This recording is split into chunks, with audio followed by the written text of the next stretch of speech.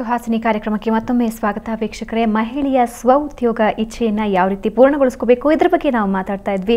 ದೇಶಪಾಂಡೆ ಅವರೇ, ಕೆಲವೊಂದು ಸಲ ಸ್ವಯಂ ಉದ್ಯೋಗ ಮಾಡಬೇಕು ಅನ್ನೋ ಆಸೆ ಏನೋ ಬೆಳೆದ್ಬಿಡುತ್ತೆ, ಕೈ ಹಾಕೋಬಿಟ್ಟಿರ್ತೀವಿ. ಆದರೆ ತುಂಬ ಜನರ ಪ್ರಶ್ನೆ ಅಂದರೆ ಯಾವ ರೀತಿ ಉದ್ಯೋಗ ಎಲ್ಲಿ ಪ್ರಾರಂಭ ಮಾಡಬೇಕು ಅನ್ನೋದೇ ಒಂದು ದೊಡ್ಡ ಸಮಸ್ಯೆ ಆಗುತ್ತೆ. ಭಾವನಾ, ಸಮಸ್ಯೆ ಏನು ಅಂತಂದರೆ ಮಹಿಳೆಗೆ ಸ್ವಂತ ಉದ್ಯೋಗ ಮಾಡ್ಕೊಳ್ಬೇಕು ಅನಿವಾರ್ಯತೆ ಖಂಡಿತ ಎಲ್ಲರೂ ಒಪ್ಕೊಳ್ತೀವಿ, ಇದ್ದೇ ಇದೆ ಅದು. ಆದರೆ ಈ ನಿಟ್ಟಿನಲ್ಲಿ ಮಹಿಳೆಗೆ ಒಂದು ಮಾರ್ಗದರ್ಶನದ ಅವಶ್ಯಕತೆ ಯಾವಾಗಲೂ ಇರುತ್ತೆ. ಆ ಮಾರ್ಗದರ್ಶನ ಯಾವ ರೀತಿ ಸ್ವಂತ ಉದ್ಯೋಗ ಆಯ್ಕೆ ಮಾಡ್ಕೊಳ್ಬೇಕು, ಆ ಸ್ವಂತ ಉದ್ಯೋಗ ಆಯ್ಕೆಗೆ ಬೇಕಾಗಿರೋ ಬೇರೆ ಬೇರೆ ಗುಣಗಳೇನು, ಅದು ಬರೀ ನಮ್ಮ ತಲೆಯಲ್ಲಿ ಸಾಮಾನ್ಯವಾಗಿ ಮಹಿಳೆಯರಲ್ಲಿ ಏನಿದೆ, ಒಂದು ಬಂಡವಾಳ ಕೈಲಿತ್ತು ಅಂತಂದರೆ ಇನ್ನೂ ಮಾಡ್ಬೋದು ಅನ್ನೋ ಒಂದು ಕಲ್ಪನೆ ಇದೆ. ಆದರೆ ನಾವು ಕಂಡುಕೊಂಡಂತೆ ಪ್ರಾಯಶಃ ಬಂಡವಾಳಕ್ಕೆ ಕೊನೆಯ ಅಗತ್ಯತೆ ನನ್ನ ಸ್ವಸಾಮರ್ಥ್ಯ, ನನ್ನಲ್ಲಿರುವ ಕೌಶಲ್ಯ, ನನ್ನಲ್ಲಿರುವ ಕಮ್ಯುನಿಕೇಷನ್ ಸ್ಕಿಲ್ಸು, ಇವೆಲ್ಲವುಗಳನ್ನು ಬಳಸ್ಕೊಂಡು ನಾವು ಉದ್ಯಮವನ್ನು ಆಯ್ಕೆ ಮಾಡ್ಕೋಬೇಕು. ಒಂದು. ಎರಡನೇದು, ಎಲ್ಲಕ್ಕಿಂತ ಮುಖ್ಯವಾಗಿ ಯಾವ ಬಿಸ್ನೆಸ್ಸು ಆಯ್ಕೆ ಮಾಡಬೇಕು. ಇವಾಗ ಒಂದು ಉದಾಹರಣೆ ನಾನು ಕೊಡೋಕ್ಕೆ ಇಚ್ಛೆಪಡ್ತೀನಿ. ನಾನೀಗ ಯಾವುದೋ ಒಂದು ಒಳ್ಳೆ ಸಂಸ್ಥೆಯಿಂದ ಫ್ಯಾಷನ್ ಡಿಸೈನಿಂಗ್ ಕಲ್ತ್ಕೊಂಡಿದ್ದೀನಿ ಅಂತ ಇಟ್ಕೊಳ್ಳೋಣ. ಫ್ಯಾಷನ್ ಡಿಸೈನಿಂಗ್ ಕಲ್ತ್ಕೊಂಡ್ಬಿಟ್ಟು ನಾನು 1 ಲಕ್ಷನೋ 2 ಲಕ್ಷನೋ ಹಾಕಿಬಿಟ್ಟು ಒಂದು ಬೂಟಿಕ್ ಸ್ಥಾಪನೆ ಮಾಡಬೇಕು ಅಂತ ಒಬ್ಬ ಮಹಿಳೆ ಬರ್ತಾರೆ ನಮ್ಮ ಹತ್ರ, ಅಥವಾ ನಮ್ಮ ಹತ್ರ ಬರ್ದೇನೆ ಯಾವುದೋ ಕಾರಣಕ್ಕೋಸ್ಕರ ಸಾಮಾನ್ಯವಾಗಿ ಮಧ್ಯಮ ವರ್ಗದ ಜನರು ವಾಸಿಸುವಂಥ ಒಂದು ರಾಜಾಜಿನಗರನೋ ವಿಜಯನಗರನೋ ಅಂತಲ್ಲಿ ಅದನ್ನು ಪ್ರಾರಂಭ ಮಾಡಿಬಿಟ್ರೆ ಪ್ರಾಯಶಃ ಅದಕ್ಕೆ ಬೇಡಿಕೆ ಅಷ್ಟು ಬೇಗ ಬರಲಿಕ್ಕಿಲ್ಲ. ಅದೇ ಮಹಿಳೆ ತನ್ನ ಸಾಮರ್ಥ್ಯವನ್ನು ಬಳಸ್ಕೊಂಡು ಜಯನಗರದಲ್ಲೋ ಅಥವಾ ಇಂದಿರಾನಗರದಲ್ಲೋ ಒಂದು ಬೂಟಿಕ್ ಪ್ರಾರಂಭ ಮಾಡಿದರೆ ಪ್ರಾಯಶಃ ಅದಕ್ಕೆ ಬೇಗ ಯಶಸ್ಸು ಸಿಗುತ್ತೆ, ಹೆಚ್ಚಿನ ಆದಾಯನೂ ಸಿಗುತ್ತೆ. ಈ ಅನೇಕ ಅಂಶಗಳನ್ನು ಮಾರ್ಗದರ್ಶನದಿಂದ ಪಡೆಯೋಕ್ಕೆ ಸಾಧ್ಯ ಇದೆ. ಓಕೆ, ಈಗ ಬೆಂಗಳೂರಿಂದ ಶೈಲಜಾ ಕರೆ ಮಾಡಿದ್ದಾರೆ. ಶೈಲಜಾ, ನಿಮ್ಮ ಪ್ರಶ್ನೆ ಏನು? ನಮಸ್ತೆ ಸಿಸ್ಟರ್. ಹೇಳಿ. ನಾನು SLC ಮಾಡಿದ್ದೀನಿ. ನನಗೆ 2 ಮಕ್ಕಳಿದ್ದಾರೆ. ಹಾಗಾಗಿ ನನಗೆ ಹುಡುಗರು ಸ್ಕೂಲಿನ ಬರೋಷ್ಟೊತ್ತಿಗೆ ಎಲ್ಲ ಕೆಲ್ಸಕ್ಕೆ ಹೋಗಕ್ಕಾಗಲ್ಲ. ಮನೇಲಿ ಏನಾದ್ರು ಮಾಡ್ಬೋದಾ ಅಂತ. ಓಕೆ, ದೇಶಪಾಂಡೆ ಅವರು ಉತ್ತರಿಸ್ತಾರೆ. ಎಷ್ಟು ದೊಡ್ಡವರಿದ್ದಾರೆ ಮಕ್ಕಳು? 10 ವರ್ಷ ಒಬ್ಳು ಮಗಳಿದ್ದಾಳೆ, 3 ವರ್ಷದ ಮಗ ಇದ್ದಾನೆ. ಹಾಗಿದ್ರೆ ನಿಮಗೆ 3 ವರ್ಷದ ಮಗುಗೋಸ್ಕರ ನೀವು ಮಧ್ಯಾಹ್ನ 2:30-3 ಗಂಟೆ ಅಷ್ಟೊತ್ತಿಗೆ ಮನೇಲಿ ಇರಬೇಕು. ಹೌದು ಸರ್, 3 ಗಂಟೆ ಮಗು ಬಿಟ್ಬಿಡ್ತಾರೆ. 3 ಗಂಟೆ ಮಗು ಬಿಟ್ಬಿಡ್ತಾರೆ ಅಲ್ವಾ? ನಿಮಗೆ ಸಿಗುವ ಸಮಯ ಎಷ್ಟು ಶೈಲಾ? ಹುಡುಗರು ಸ್ಕೂಲ್ ಹೋಗಿದ್ದಾಗ ಮಧ್ಯದಲ್ಲಿ 1 3 ಅವರ್ ಫ್ರೀ ಇರುತ್ತೆ. ಅವಾಗ 2 ಅವರ್ಸ್ ಸಿಗುತ್ತೆ. ಪ್ರಾಯಶಃ ಸಾಯಂಕಾಲ ಸಂಜೆ ಮಕ್ಕಳು ಟ್ಯೂಷನ್ ಹೋದಾಗ ಅವಾಗ 1 2 ಅವರ್ ಫ್ರೀ ಇರುತ್ತೆ. ಆ ಟೈಮಲ್ಲಿ ಏನಾದ್ರು ಮಾಡ್ಬೋದಾ? ಖಂಡಿತ. ನಿಮಗೆ ನಿಮ್ಮಲ್ಲಿ ಯಾವ್ದ್ರಲ್ಲಿ ಆಸಕ್ತಿ ಇದೆ ಅದನ್ನ ನಾನು ಈಗ ಮೊದಲು ಹೇಳಿದೆ. ನಿಮ್ಮಲ್ಲಿರುವ ಆಸಕ್ತಿಗಳು. ನಾನು ಟೈಲರಿಂಗ್ ಮಾಡ್ಬೇಕು ಅಂತ ಇಂಟ್ರೆಸ್ಟ್ ಇದೆ ಸರ್. ಟೈಲರಿಂಗ್ ಬಗ್ಗೆ ಈಗಾಗಲೇ ನಾವು ಮಾತನಾಡ್ಬಿಟ್ಟಿದ್ದೀವಿ. ಈ ಟೈಲರಿಂಗ್ ಬಗ್ಗೆ ಅದನ್ನ ನೀವು ಕೇಳಿಸ್ಕೊಂಡಿತ್ತು ಅಂತಂದ್ರೆ ನಿಮ್ಮ ಟೈಲರಿಂಗ್ ಕೌಶಲ್ಯವನ್ನು ಬಳಸ್ಕೊಂಡು ನೀವು ಸಾಧಾರಣವಾಗಿ ಬರೀ ಬ್ಲೌಸು ಚೂಡಿದಾರ್ ಇದಕ್ಕೆ ಮಾತ್ರ ಸೀಮಿತಗೊಳಿಸ್ತೇನೆ. ಸುತ್ತಮುತ್ತಲು ಎಲ್ಲಾದರೂ ಚಿಕ್ಕ ಸ್ಕೂಲ್ಸ್ ಎಲ್ಲಾದರೆ, ಅಥವಾ ಈಗ ಎಲ್ಲಿವರೆಗೆ ಬಂದಿದೆ LKG ಮತ್ತು ಪ್ಲೇ ಹೋಮ್ ಕೂಡ ಯೂನಿಫಾರ್ಮು ಬರ್ತಾ ಇದೆ, ಅವುಗಳನ್ನು ನೀವು ಗುರುತಿಸಿಕೊಂಡು ನಿಮ್ಮ ಕೌಶಲ್ಯವನ್ನು ಅವರಿಗೆ ತಿಳಿಸ್ಕೊಟ್ರೆ ಪ್ರಾಯಶಃ ನಿಮಗೆ ಒಳ್ಳೆ ಆರ್ಡರ್ ಸಿಗೋಕ್ಕೆ ಸಾಧ್ಯ ಇದೆ.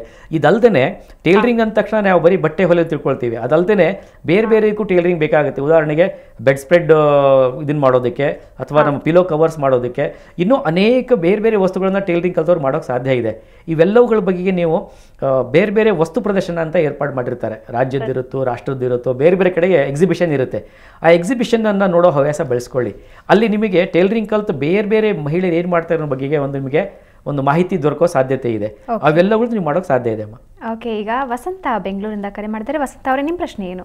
ಸರ್ ನಮಸ್ತೆ ಸರ್, ದೇಶಪಾಂಡೆ ಸರ್ಗೆ. ನಮಸ್ತೆ ವಸಂತ, ಹೇಳಿ. ಸರ್ ನಾನು ವಸಂತ ಅಂತ. ಮೊನ್ನೆ ನೀವು ರೀಸೆಂಟ್ ಆಗಿ ವಾಜವಳ್ಳಿ ಗ್ರಾಮದಲ್ಲಿ 3 ದಿವಸ ತರಬೇತಿ ಕೊಟ್ಟಿದ್ರಲ್ಲ ಸರ್? ಹೇಳಿ. ತುಂಬಾ ನಮ್ಗೆ ಸಂತೋಷ ಆಯ್ತು ಸರ್. ನಿಮ್ನ ಡೈರೆಕ್ಟ್ ಆಗಿ ನೋಡಿದೀವಿ, ಹಾಗೂ ಟಿವಿ ಮುಖಾಂತರ ನೋಡ್ತಾ ಇದೀವಿ. ನೀವ್ ಹೇಳಿದ ರೀತಿ ಎಲ್ಲ ನಾವು ಬಳಸ್ಕೊಂತ ಇದೀವಿ ಸರ್. ಟೈಲರಿಂಗ್ ಮಾಡ್ತಾ ಇದೀನಿ ನಾನು. ಟೈಲರಿಂಗ್ ಮಾಡ್ತಾ ಇದೀರಿ? ಅಲ್ಲಿ 3 ದಿವಸ ತರಬೇತಿಯಲ್ಲಿ ನಿಮ್ಗೇನು ಅದೇನು ಲಾಭ ತಂದ್ಕೊಟ್ಟಿದ್ಯಾ? ಲಾಭ ತಂದ್ಕೊಟ್ಟಿದೆ ಸರ್. ನೀವು ಕೊಟ್ಟಂತ ಎಲ್ಲಾ ಮಾಹಿತಿಗಳನ್ನ ನಾವು ಬಳಸ್ಕೊತಾ ಇದೀವಿ. ನಮ್ಮ ಒಂದು 10 ಜನ ನಾವೆಲ್ಲ ಆ ತರ ಯೂಸ್ ಮಾಡ್ತಾ ಇದೀವಿ ಸರ್ ನೀವು ಕೊಟ್ಟಂತ. ಓಕೆ, ಈಗ ಬೆಂಗಳೂರಿಂದ ಅಂಬಿಕಾ ಕರೆ ಮಾಡಿದ್ದಾರೆ. ಅಂಬಿಕಾ, ನಿಮ್ಮ ಪ್ರಶ್ನೆ ಏನು? ಅಂಬಿಕಾ, ನನ್ನ ಧ್ವನಿ ಕೇಳ್ತಾ ಇದ್ರೆ ನಿಮ್ಮ ಪ್ರಶ್ನೆ ಏನು? ನನ್ಗೆ SLC ಮುಗಿಸಿದೀನಿ. ಇವಾಗ ಫಸ್ಟ್ PU ಹೋಗ್ತಾ ಇದ್ದೀನಿ. 8 ಗಂಟೆಯಿಂದ 12:30ವರೆಗೂ ಕಾಲೇಜ್ ಇರುತ್ತೆ, ಆಮೇಲೆ ಟೈಮ್ ಇರುತ್ತೆ. ಓಕೆ, ಆ ಟೈಮಲ್ಲಿ ಏನು ಮಾಡಬೇಕು ಅಂತ? PU 8-12ವರೆಗೆ ನಿಮಗೆ ಕಾಲೇಜಿಂದ ನೀವು ಫ್ರೀ ಆಗ್ತೀರಾ ಅಲ್ವಾ? 18 ವರ್ಷ ಆಗಿದೆಯಾ ಇಲ್ವಾ? 18 ವರ್ಷ ವಯಸ್ಸಾಗಿದೆಯಾ? ಆಗಿಲ್ಲ, ಇನ್ನೂ ಆಗಲಿಲ್ಲ. ಅದಕ್ಕೆ ಅಂಬಿಕಾ ಒಂದು ಕೆಲಸ ಮಾಡೋಣ. 18 ವರ್ಷ ಆಗುವವರೆಗೆ ಸ್ವಂತ ಉದ್ಯೋಗ ಮಾಡಬಾರ್ದು ಅಂತನಲ್ಲ, ಆದರೆ ಅದಕ್ಕೆ ನೆರವು ಸಿಗೋ ಸ್ವಲ್ಪ ಕಷ್ಟ ಅಂಬಿಕಾ. ಅದಕ್ಕೆ ಪ್ರಾಯಶಃ ಈಗ ನಿಮಗೆ 16-17 ಇರಬೇಕೀಗ ಅಲ್ವಾ? ಆದರೆ ಅದನ್ನು ಬಿಡೋದು ಬೇಡ. ನೀವು ಮಧ್ಯಾಹ್ನ 12 ಗಂಟೆ ನಂತರ ಕರ್ನಾಟಕ ಸರ್ಕಾರದಿಂದ ಮಹಿಳಾ ಅಭಿವೃದ್ಧಿ ನಿಗಮದಿಂದ ಟ್ಯಾಲಿ ಎಜುಕೇಶನ್ ಅಂತ ಒಂದು ಬರುತ್ತೆ. ಟ್ಯಾಲಿಯಲ್ಲಿ ಕಲ್ತ್ಕೊಳ್ಳೋಕೆ ಅವ್ರು ಅವಕಾಶ ಮಾಡಿಕೊಡ್ತಾರೆ. ಅದಕ್ಕೆ SLC ತೇರ್ಗಡೆಯಾಗಿ PUC ಹೋಗೋರ್ಗೂ ಅರ್ಹತೆ ಇರುತ್ತೆ. ಅದನ್ನ ನೀವು ಸೇರ್ಕೊಳ್ಳಿ, ಅದು ಮುಕ್ತವಾಗಿ ಮೋಸ್ಟ್ಲಿ ಮುಂದಿನ ತಿಂಗಳು ಪೇಪರ್ಲಿ ಬರುತ್ತೆ. ಪೇಪರ್ ನೋಡ್ತಾ ಇರಿ. ನೀವು ಟ್ಯಾಲಿ ಒಂದನ್ನು ಕಲ್ತ್ಕೊಂಡ್ರೆ ಮುಂದೆ ನಿಮ್ಗೆ ಅನೇಕ ಅವಕಾಶಗಳು ಬರುತ್ತಮ್ಮ. ಸರಿ.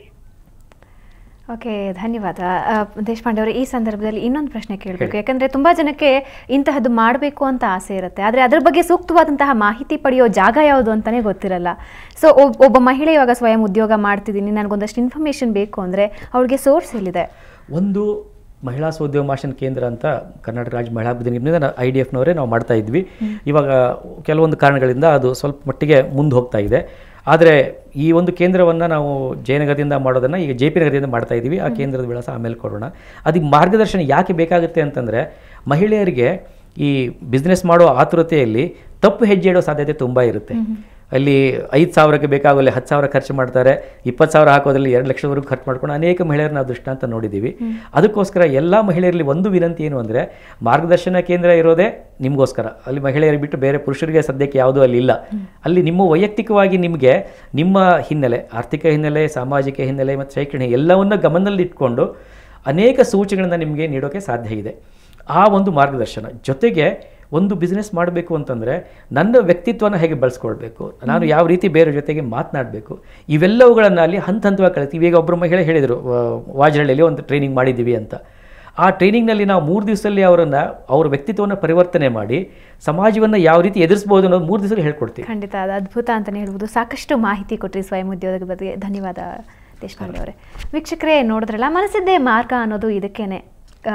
ಸಾಕಷ್ಟು ಗಟ್ಟಿಯಾಗಿ ಮನಸ್ಸು ಮಾಡಿಕೊಂಡ್ರೆ ಎಂತಹ ಅವಕಾಶಗಳು ಕೂಡ ಹುಡುಕೊಂಬರುತ್ತೆ. ಆದರೆ ಮನೋಧೈರ್ಯ ಮುಖ್ಯ, ಹಾಗೆಯೇ ಕುಟುಂಬದ ಸಹಕಾರ ಕೂಡ ಇಂತಹ ಸಂದರ್ಭದಲ್ಲಿ ತುಂಬ ಮುಖ್ಯ ಆಗುತ್ತೆ.